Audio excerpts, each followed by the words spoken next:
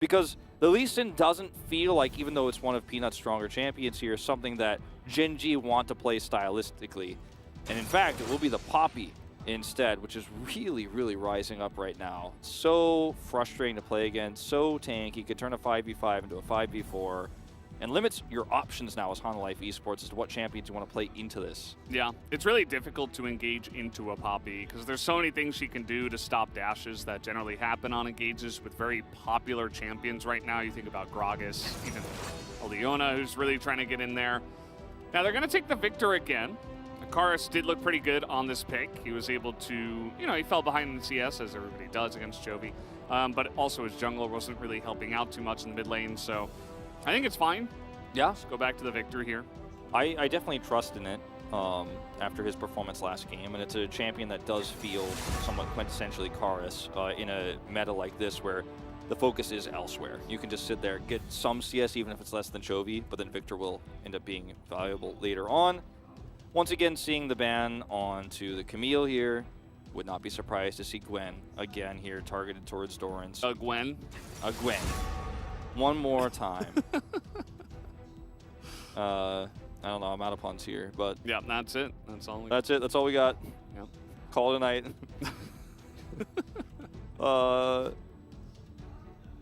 I think it's the easiest call to make here, unless you have something really unusual planned and you want to ban the Gragas, which after this Graves ban, you know that Gen G are definitely going down a different path. Actually banned the LeBlanc away, this time directly. What do you think the chances are that Chovy just plays Ryze again? I'd say pretty high, actually. Because it's a pick that he can control the macro game with quite a bit. He can suck up a lot of the CS and then be a really, really nice front line. I think part of the reason why they were struggling so much last game is the range of the Caitlyn, plus all those engages, the choke points that were controlled made it impossible for him to have an impact. I'm not a huge fan of Ryze, especially with the builds right now, because it splits Ryze into two different functionalities. He's not strong at tanking, nor is he strong at damage, as the Fiora here would be really fun to see. Blind Malphite, I don't know about that one. Blind Malphite, no, but Response Malphite. Yeah. That's a good one. But instead they're going to Gwen. go for the Gwen. Yeah. A Gwen. A Gwen. Yep. I could see a world where we just see the Jace and Ryze here. The Ryze isn't going to be able to put on a lot of pressure in the top side of the map, per se, with this matchup, but he won't necessarily need to. Just play Orianna. I don't know. Okay, I just well, don't now, want to see the Ryze, please. If it's Gragas Ryze, then I'm really not feeling it at all. Because I think that you're really putting, you're basically saying if you go for the Ryze here, you're saying we have one source of damage, and it's a Caitlyn, whereas Hle Esports can now respond with a strong support for Jhin. This is much better, yes. Hey, they listened! Oh my god. Yes. It happened! A lot of magic damage here, which means the Trundle pick here is going to be pretty sick, because he can build very, very tanky, and this will be the support pick for the Jhin down on the bottom side. Can steal away a lot of those Poppy stats in a team fight, and then suddenly become so difficult to deal with when you're trying to front to back here as Gen G. I think Gen G's engage is going to be so important. The casts, the Poppy engages, Orianna shockwaves, like these things need to be on point, because if you don't win the fight very quickly as Gen G, Hle Life's comp kind of outlasts you as long as they're not too far behind.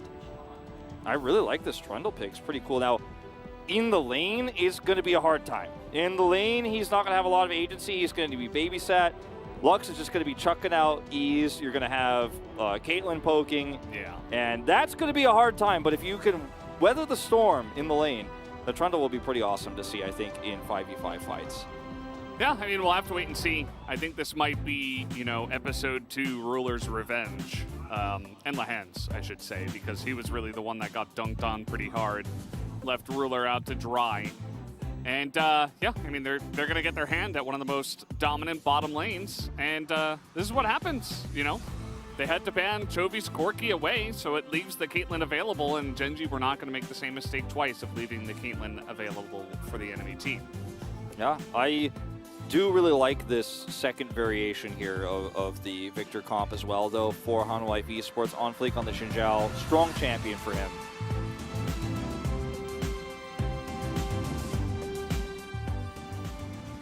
go. Game number 2. Brought in with the applause of the audience. Chovy has a really nice Orianna. Feels like Orianna is one of those mid laners that I feel like all of our mid lane players are just like, but it's not that fun. You know, I've played her a billion times, but she's just so stable. Yeah. And she just does everything decently well. Yeah, she's like your starter champion, you know? Like, in a lot of ways, it feels like she can do... She's too well-rounded. She is very easy to lane most matchups. Like, there's very few matchups where she sits in lane and goes, oh, I'm just going to have a really hard time and I'm going to struggle. She doesn't body people either. She's very skill-based in terms of the laning phase. You can get solo kills if you play it perfectly, if your opponent makes a small mistake.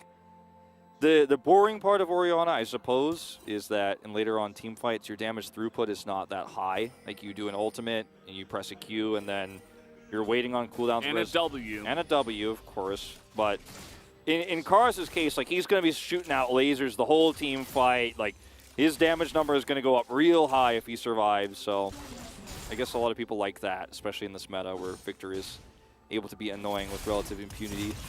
Yeah, it's higher scaling damage for sure on the Victor, and you see that a lot. It's kind of funny how Syndra just totally fell off. Like, we just don't really see Syndra all that much. I think she's seen like maybe 3 or 4 games so far. I'm trying to see here if I can find it. Yeah, it's very low. Oh, okay, 6 games, more than I expected, but 2 and 4. None this week after what we had her obviously in week 1 a little bit. I think the problem with Syndra is that she serves a very similar role in terms of what she does. This is a win streak, 5-0 compared to the Rise. But what an Orianna does better than a Syndra is just more guaranteed setups. And you know, Syndra, obviously, if you play perfectly and have all those opportunities, can make a longer impact in a fight. But Orianna also, I think, a lot safer in lane. You don't have to hit a Scour of the Week perfectly. You can just ult out of a lot of situations. Yeah, Scour of the Week cooldown is pretty long. I think it's like, I don't know, 11 seconds, something like that. So if that's on cooldown, it leaves a pretty wide gap for, you know, the enemy 2v2 to try to collapse onto you if you do not have your flash. You don't have the same speed up. You don't have the shield that an Orianna does have. Yeah. What we're watching on screen here is exactly what we expected to happen with this Trundle Jhin lane, is just CS and under turret, dealing with some abuse, a little bit of lane freeze here, just out of range. Zombie's like, give me that experience, please, give me those CSs, let me bounce those in. And he's doing a great job, actually, of keeping the CS even. But you are under a lot of pressure now, and the jungles will hover this lane because as Gen G's bot duo, you need Peanut's help in case the jungle comes down. And Peanut actually, it's the jump on Fleek down here. He's completely zoned out. And we'll be able to get this Scuttle away. Yeah, feels pretty good. Start off with a Scuttle win against a Xin Zhao. On Fleek so far, just clearing a little bit slower. Does appear, has fallen behind a bit on the CS down there, and the Poppy can easily just now run to the top side, take the other Scuttle, feel very happy about herself. Now, he is, you know, taking the long way around here to avoid that Scuttle vision will ward on his way down. I think you got to Scryers that, yeah. I was thinking for just a moment there, he is expecting the double Scuttle, and so going to make a risky play to punish. Peanut's up here. There's the flash, and Dudu is no flash. He only has his Ghost, and able to get that first blood into the hands of Doran, who very nicely sets up that play. Yeah. Ruler and Lehen's back off, as they know Peanut is top. They didn't know where Onfleek was, but Onfleek didn't take an opportunity to gank here, nor did he go topside until very late. Is on his Krugs at the moment, but fortunately Peanut with another huge start with a lead. Remember, this happened last game when he was able to steal the red away, and he had a really, really nice advantage in terms of jungle clear. This time around is able to pick up an assist here, even on first blood. We'll watch this from Peanut's perspective here. Yikes. Just knocking him away from the turret. Nice. 나 좀 떨었어. And he's like, I was a little shaky on that. Said he's like literally said he was shaking. Didn't look like it though. I couldn't tell.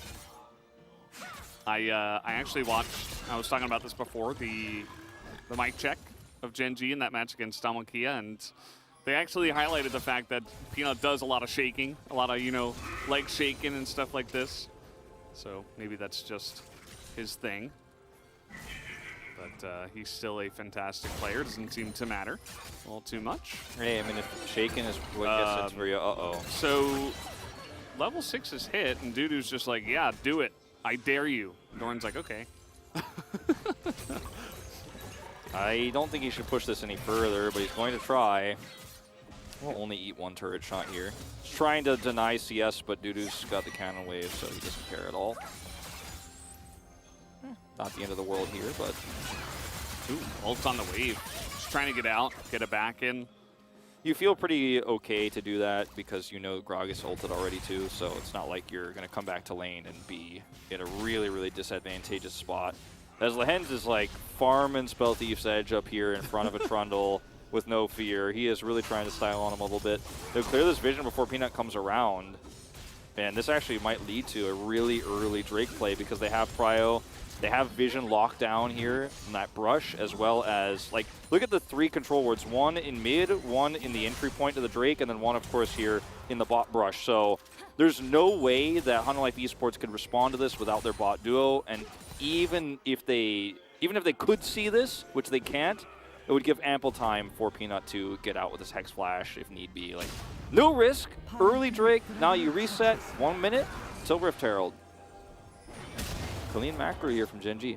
Yeah, very nicely done. I think maybe they got a little bit rattled with that first loss against Hunter Life Esports. We know how competitive it can get at the top, the tippy top of the standings, so even one game can make the difference, as there is the combo. They found him. I mean, it's as simple as that. You know, Trundle's not that tanky at this point in time. If you get hit by a binding, you're dead. Once again, by the way, no vision here whatsoever for Hunter Life Esports. Peanut is going in. And he's going out because they're not actually there to follow up, but it's going to cost him a lot of plates and a whole lot of farm. Trying to farm this out is actually somewhat scary, but at least he warded the tri-brush, knows he can kind of get into experience safely. Like, I don't want to say safe because who knows what Lehens is going to hit here. But this is starting to really stack up. This is why Caitlyn, one of the many reasons why, but one of the big reasons in the early game why Caitlyn is so feared, because she will just shove you out of the lane. And why, as much as I love the Trundle pick for team fights, the laning phase, he has no real power or agency to do anything about this range problem. Didn't you see him pillar the Caitlyn a couple of times? Yeah, I certainly did. Is Hunter Life Esports looking for this Herald? They should get it. Gen G are like, we're not really in position to get on this, even though it was a pretty straight up 3v3. And I think they could have. Seems like Doran is a bit low on mana, so maybe they just say, we're a bit behind, let him have it. Yeah, he's low on mana and not in a really, he's not in a spot where he can really wrap around easily. But they did have 3 flashes there as well as the Orianna ult. I think most LCK teams would have actually gone in on that, but Gen G showing a lot of restraint with the lead they already have. It's funny, you know, two of the big 3 here at the LCK, Gen G and Damonkia, showing a lot of restraint around the Rift Herald. I wonder if that will start any kind of a big trend pattern. Maybe? Yeah. We'll have to see. I do think that if you're ahead like this, you don't have to, as people love to say, burger flip a lead away. Is that what Peanut's they say? going in. Karis. Peanut was like so fast, he was like, no, I'm out of here, and Jovi's ult just totally misses. Jovi's like, man, you had one job. Yeah, I mean, he had already flashed, like, could have potentially been a play as the pillar comes in, and now Jovi has to flash. Right now, Gingy are like, all right, we'll give you a Herald. Let's see how many plates you get with that. And then meanwhile, without a Herald, let's see how many plates we can get. With 2 plates bottom, plate mid now, top plate down. So we're looking at already right now 4 plates for Genji across the board, Heraldless to 0. So, you know, you don't really need to give a team fight over to Hunter Life Esports and all that extra gold back. As long as you can continue the control you have, getting that Herald gold itself will be quite a challenge for Hunter Life Esports. Yeah, definitely will be. I mean, No root here means that, okay, they're actually going to open up here. The Subjugate was used, and you can see this isn't going to do much damage, especially with the shield that does come in. Also, Peanuts here again. So, you know, they had their one shot, one opportunity. Just gotta love, too, like how uncaring Ruler was. He's like, oh, I don't think you guys can actually pull this off. And Lehens is very far away, but I'm not afraid at all. Because vision control, Poppy's coming down, Lehens is coming down. It's a very quiet lead here for Gen G. As vision, deep vision being pointed out by the observers here. 2 deep wards tracking when on fleek is going to go top here. And so they have a lot of information right now. And when they see on fleek here, they can go clear away that Drake vision. With the bot control, they will wrestle back away.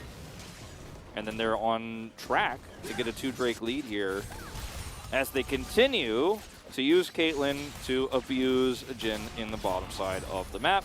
We're already talking 20 CS diff, might get higher. Oh, it's about 15. I wasn't going to say anything, but, you know. We're getting closer, right? A round up. See how many of those SOMD hits, okay? Look, there you go, 18. We're getting there. And 20. Okay, nicely done. Like I said, Valdez, 20 CS lead. True.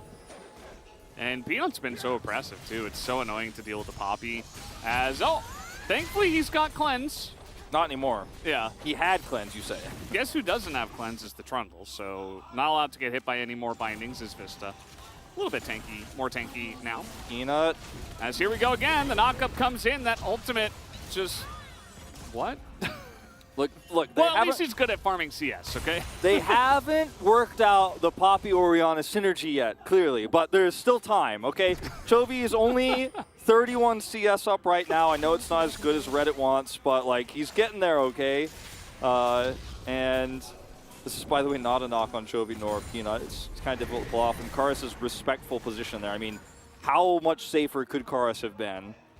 We'll grab this extra plate gold here, and it's funny how this Herald doesn't actually give you Drake Prio as Hle Life Esports, and yet, with the back timing of the bot lane there, they are just going to give this one up for free here to Hle Life Esports.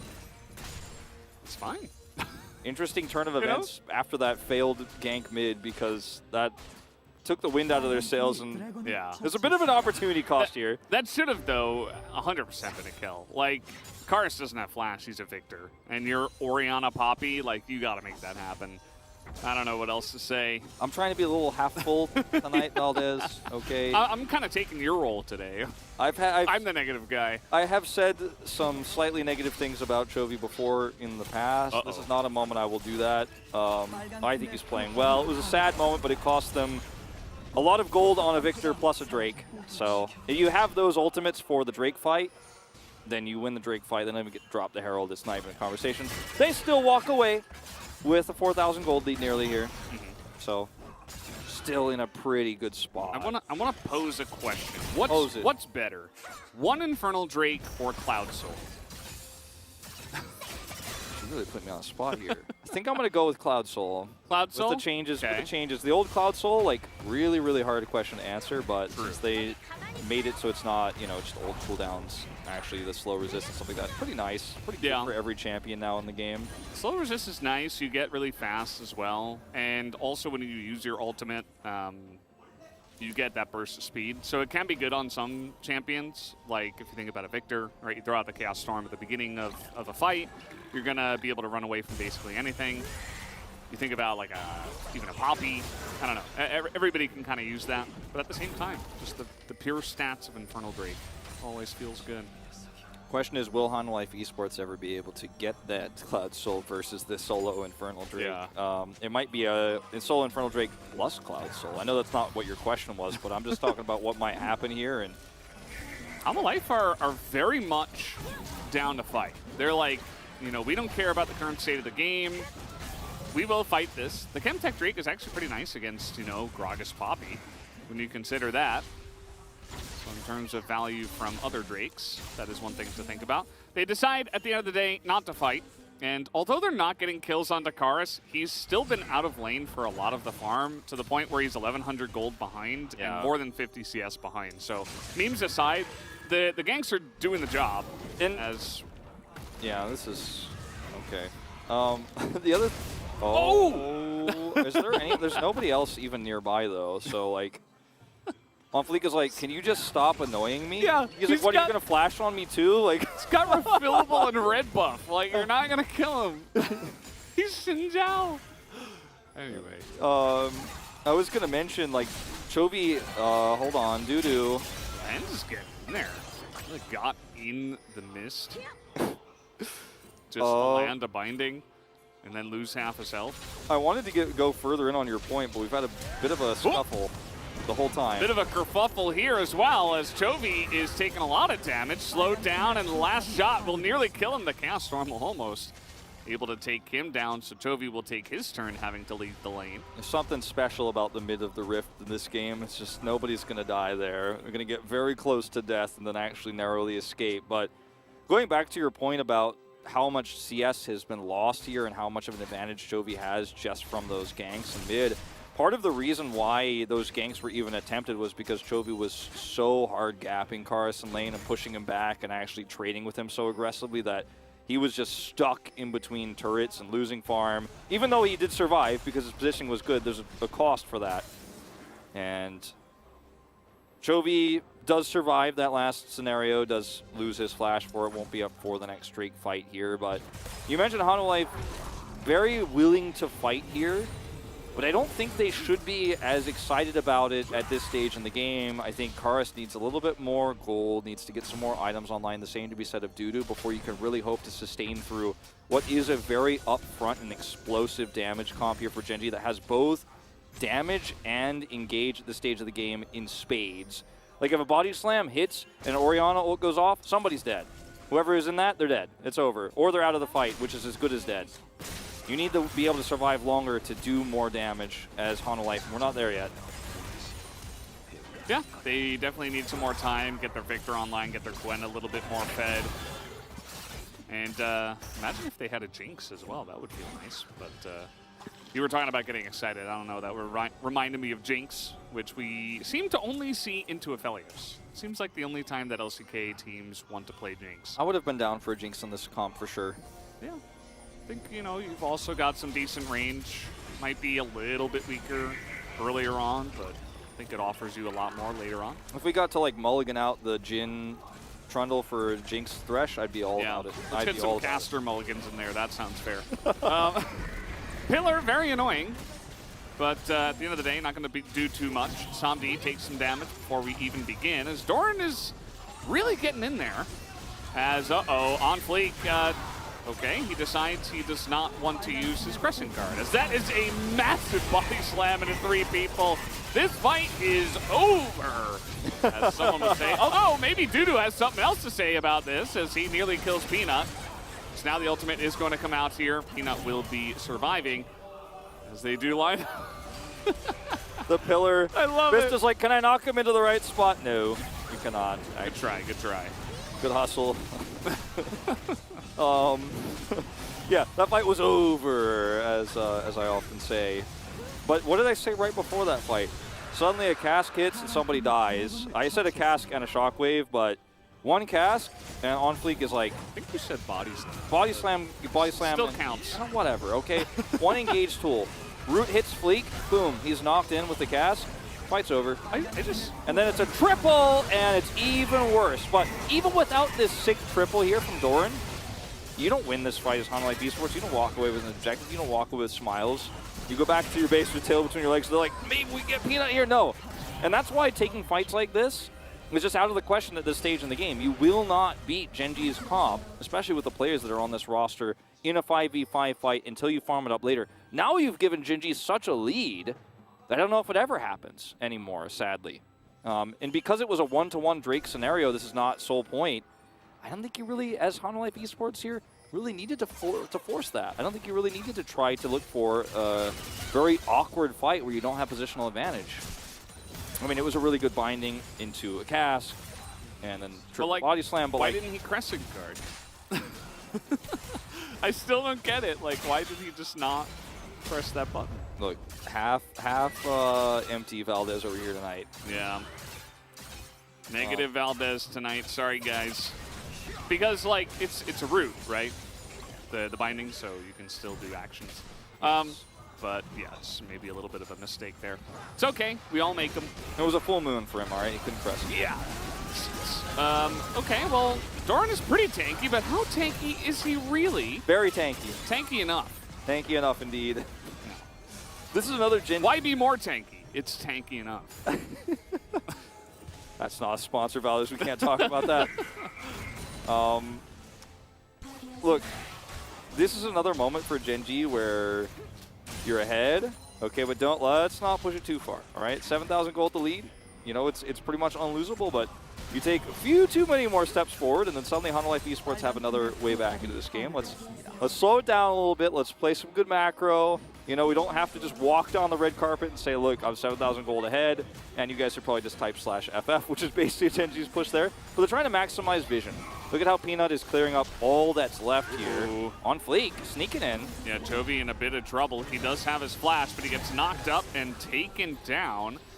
On fleek a bit low, and they're not necessarily in a position to force Baron at 21.5 minutes. But I mean, Jin, so they'll just take the pick. Chovy is like pushing an inner turret while Peanut is trying to make sure it's okay, basically. And this pocket that On Fleek finds, to be fair, if you look at the minimap here, with the rotation up of Peanut and the wards that were cleared and the vision they have also in River, it's kind of unfathomable, actually, that On Fleek was able to find that angle and kill Chovy. But once again, while your jungler is trying to secure that location, you're already way ahead of him.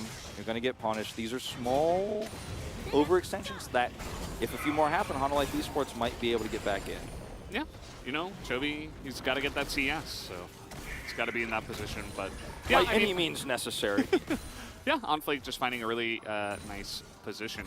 And we got a bit of a competition going on right now. Actually, Ruler has taken the lead in CS. So Chovy, after that death, you know, he misses some very valuable seconds.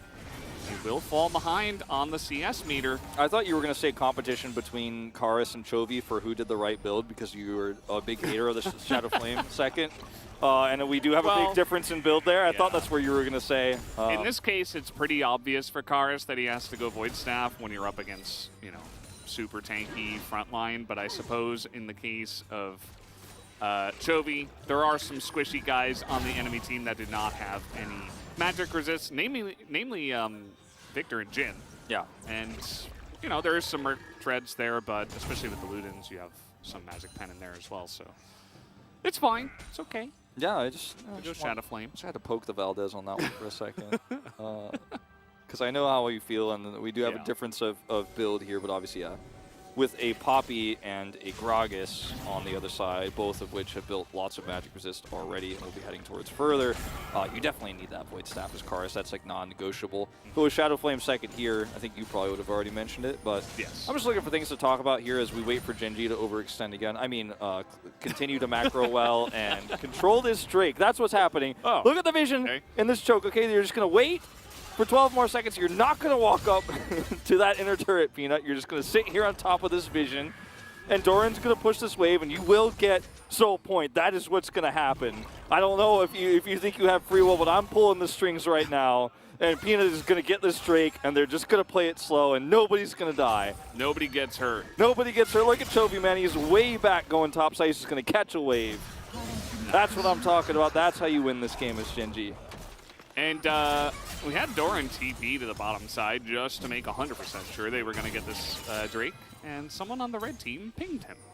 Question mark ping. They're like, what is this guy doing? Okay, that is a Lux alone. We do have Chovy nearby as Lehens is walking the other way. And he will go down. Nice little solo kill there from On Fleek. And On Fleek has really been quite impressive today. Oh, that was a nice little sidestep from Peanut. Very fast on the Poppy. Will it matter? Flash comes in, and that's another pick. Although they just lost their jungler, so not like they can rush the Baron or anything like that. Doran is going 1v3. Having a little bit of fun here, are we? I see, as Ruler now flashing forward. Not going to get the kill onto Karis, and now he's out of position. As we're waiting for the pillar to come in, not quite going to come in on time, but Dudu's right on top of them. And how did this happen? Happy gaming, Valdez. That's what happened. A little bit of happy gaming coming on here for Gen G. Too happy. Too happy. And when I say nobody dies, nobody overextends, nobody crosses the line here, and everybody wins, everybody's safe, everything is okay. I said I was pulling the strings. I lied. Of course I'm not. These players do have their own free will, and they made some overextensions again. And here we go. I mean, Lux getting caught there for Lehens, versus On Fleek. That was just really a nice proactive play from On Fleek. Lehens shows himself here sweeping, and then goes over the wall, unfortunately right into the opening arms of On Fleek, who dodges the binding, and is able to easily get a 1v1 kill here. Pressing guards out, so Chovy can't do anything to assist. Then over here, I mean, we are really trying to get our ward score up today, aren't we, Peanut? Our vision score. Then Doran's over here. Doran's like, oh, I'm going to get into the fight too. And to be fair, he actually almost sets up this kill on Dakaris, so I don't blame Doran as much because he is extremely tanky and so massively ahead. And then they just don't have vision for Ruler to secure the kill. TP's coming in, and Ruler is netting the other way to try to kill Karis. Yeah, the TP there, when the TP comes through, you've got to get out of there. This is so much gold given over to Hanwha Esports. 50 for one kill to Dudu. And for what? To try to get a pick there when you already have control over the map? Bit of a question mark here. Genji, happy gaming. I was about to say, if Chovy also gets picked off, I mean, those times, okay, we might have something here, nice binding On Fleek. Hey, he pressed R this time. He pressed R. Nicely done On Fleek. Those games where it's like, oh, one team's so far in the lead, and we're like, oh, they're going to have to make a lot of mistakes for the other team to come back. But this is the beginning of what we're talking about. Yeah, usually when casters say that, they're just trying to be nice to the team that's really far behind and saying well, it's going to take a lot of unforced errors, et cetera, et cetera. But usually it doesn't happen. Usually we just say that, and then the team that's 7,000 gold ahead just wins, and we're like, oh, at least we got to buy some time in our caster dead air there for a second. But this time, actually, a lot of unforced errors here, and Hanwha Esports will punish. This kind of goes back to game one. You do not respect this team. It's an LCK team. They will punish. Uh-oh. Samdi in a little bit of trouble here as he is going to get lasered and taken down. So that's Samdi being too far up the lane. He had some nice vision on the top side of him in the above jungle, but not below. And Peanut is able to capitalize. So nicely done that time around, as now they'll go for the Baron. Yep, teleport coming through here to basically guarantee it. It's a Gragas, so he can basically close the door here with some casks. Nobody's getting in here. He doesn't have his ultimate, but it just doesn't matter. They have vision. On Fleek, though, with no flash, means that doesn't look like anybody's giving him an option. Dudu is getting way too much damage with the Victor as well. Big Ori combo does come down as now the flash in from Chovy. Not going to get the kill. Nice pillar here trying to save the lives of his teammate. Karis is still alive for so long, as Gen G will eventually be able to chase them down. But I suppose the Baron at least was stopped. Baron is stopped here critically. But Genji's still getting a huge win in terms of the team fight. It was very close. Dudu basically almost 1v5 the enemy team and then was eventually shut down. Yeah, and Karis did a lot of that damage with him. And there was a bit of a split there for Genji because Doran didn't have ult. He does have it now. And he was on the edge trying to make sure On Fleek couldn't come over for the steal. They're just going to group back up and look for the reset here on the Baron. And On Fleek has flash now and this blast cone. So he's going to try to steal this one away, it looks like here. And at this point, you're so desperate. There's the cone taken away by Doran. They still, okay, the vision is cleared as Jin, maybe another Jim steal. We have another ward in there. No body slam for Doran as the slow does come down onto On Fleek. He's got that E onto Ruler. We're thinking about it, but the body slam does come in eventually, and Doran does his job. He will also get out alive. Peanut is able to throw the Trundle away as well. So Gen Z finally do pick up the Baron. You know that Lord of the Rings meme where it just keeps repeating? The guy's like, hold! Hold! That was Gen Z right there. Like, okay, just get over the wall and push them away and don't actually get the Baron into range. Now you can just clear this wave easy peasy. Gen G, with a Baron buff now at this stage, with the lead that they have, they're not even that interested in this Drake. They'd rather reset buy items and actually push for inhibitors. This is just a consolation prize here for Hanwha Esports. Hey, but an objective bounty. Yes, that was something that did not exist last year, but does exist now. So they were 8,000 gold behind. Now they're 7,600 or so behind. But hey, a little bit of extra gold goes a long way, Valdez. Just try to adopt your cup half empty pessimism right now. Look at the damage here from Hle. It's pretty crazy how much Dudu and Karas are able to do here, but the shielding coming through from Lehens is enough to actually keep them alive enough to chase. And Doran's like, remember me? Like, I didn't do a whole lot before this, but I'm still full health and I'm still pushing this. Genji say, you can have that Drake, but I'm looking for permanent damage. Big flank is coming in here. Doran's going to be left to the Wolves as he's going to go down, and they're teleporting into this one. They want to fight it as on Fleek flashes to try to get the engage. Chovy now being hounded down by this Gwen, takes a lot of damage, but at the end of the day, on Fleek will be taken out. Just a lot of engages and happy gaming in this one. Yeah, sure. I think so, Valdez. I think Genji trying to make a point more than killing a Nexus right now, but now they might get both. They made the point and they're looking to kill a Nexus. I mean, there's so much damage right now on Hle. Like, you cannot be making mistakes like this, you know? They just push in and they're like, we're going to take your inhibitor, and Hle say, no. Yeah, I mean, at this point, like, they actually almost just killed Peanut. Like, if Karas gets that kill onto Peanut, there's no objective for them to take, but there's a lot of bounties. Like, one bounty on that solo Drake, that's one thing, but then bounties on 3 turrets that are open here on the map for Hle Esports, suddenly the world changes. As Lehens down here gets zoned away, and at that point, you know, it's Ruler and Doran alone. There's nobody else here. Peanut's coming back up, the teleport comes through, and Hle Esports are like, yeah, but we're already on top of this comp. Like, what are you going to try to turn? It's a really nice Orianna ult, but you really, really, really have to be careful going, okay, we push the inhibitor, because you only have one wave of minions here. And Karas does not even have his crown shattered until the end of this fight. Like, nobody's focusing him. He's walking up and taking names. Yeah. He's got his Zhonya's on Dudu. If you make mistakes, because remember the comps, like, Genji's comp wins a fight in 5 seconds, wins it early. The longer fights go to Hle Esports. Even with a gold deficit like this, they can win those. Yeah, I mean, the Victor's online, right?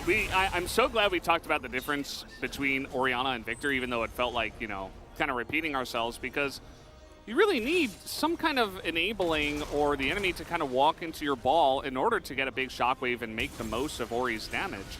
But if all these fights are like one by one, people getting picked off, the Victor's going to love that because he's doing omega damage over and over and over, very sustained, as you pointed out, and he's just getting a lot of benefits from the way these fights are playing out, and Karas is going to have a gigantic damage number. Now, it doesn't mean that Hle are going to win this game. It just means that, you know, the more this game goes on and Genji are struggling to even take one inhibitor at 33 minutes when they have a nearly 10,000 gold lead, it just raises questions. It really does raise questions. Like, we walked into this best of 3 saying, Genji are probably the best team in the LCK. Like, it seems very clear. We'll still have to wait until that T1 match. There's a few other questions that will have to be settled. And I don't think that's necessarily changed here, but you do have to raise your eyebrows at this one a little bit and be like, I hope they're just messing around, right, if you're a Genji fan, because there are some serious questions here. And the way that these engages have been so sloppy as well, like that attempted cask and the ult there from Peanut just moments ago kind of going wide, makes it look like Genji are really trying to put on a show rather than actually play good League of Legends here, and that's fine because they've played great League of Legends for 3 series in a row, including one where they defeated back-to-back defending champions in Damwon Kia. But the game still is in a state where if Genji do just slow down a minute and stop feeding overkills to Hle Esports, they should be able to take these fights. They gave a Drake up to try to make that top play, got caught top. Now in 45 seconds, they can look for that actual soul, as they are really trying to push this vision deep, deep, deep, deep away from the Drake. And there's a marauding Gwen on the other side here. They have to respect that. Yeah, Dudu will be fine. He's able to run away. Doran does teleport into the bottom lane to get on into this. And let's see how this fight is going to go. It seems like Genji are grouped up as 5 this time around. There's a couple of things. You know, we have insane sustained damage from Victor and from Gwen. And we also have the subjugate. That's something you talked about way earlier on, but like you subjugate a Poppy or a Gragas, whoever's in the front, they can melt really, really fast. Yeah, it's that thing we were talking about. Sucks in lane, you know, unfortunately with this Trundle, but in these fights, it is massive. And he's looking for Doran here potentially. kind of getting zoned out of this one with all the traps. We do have Dudu in the front line taking a lot of damage, but there is the melt. They get the tank down. Can they follow for more? As nope, that's going to be Dudu just disappearing immediately. As now, here comes Gen G. They have a lot of damage in their arsenal as well. As the shockwave totally going to miss, though. Peanut is getting in there all alone. The follow-up does come in, though, as finally Ruler is able to group up with his team. As the Zhonya's will come in here from Karis. He's got a lot of damage, but he gets headshot for about 800 damage. And now it seems like Gen G have finally put the lid on this crazy game. Yeah, there's a request ping there on the top side to defend the inhibitor, and that is where Samdi is going to run as fast as those little Jin legs can carry him up to the top side to defend. Teleport coming in from Chovy here, though, with this wave pushing and one to follow.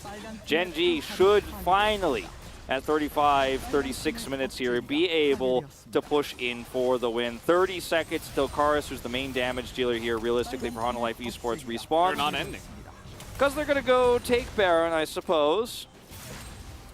This is one of the games of League of Legends of our time. Yes, this is one of those games. And, I mean, I guess it's just because there was only 5 seconds on Dudu respawning, but at the same time, I mean, you're adding seconds potentially onto this game to go later and later.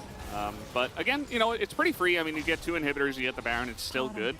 It's just there was a chance to end the game. They decided not to go for it. Gen G is trying to, like, get the biggest lead possible that we will all watch a game and go, well, they can't lose this, right? Like, how deep does the lead go? Like, how big is the wallet?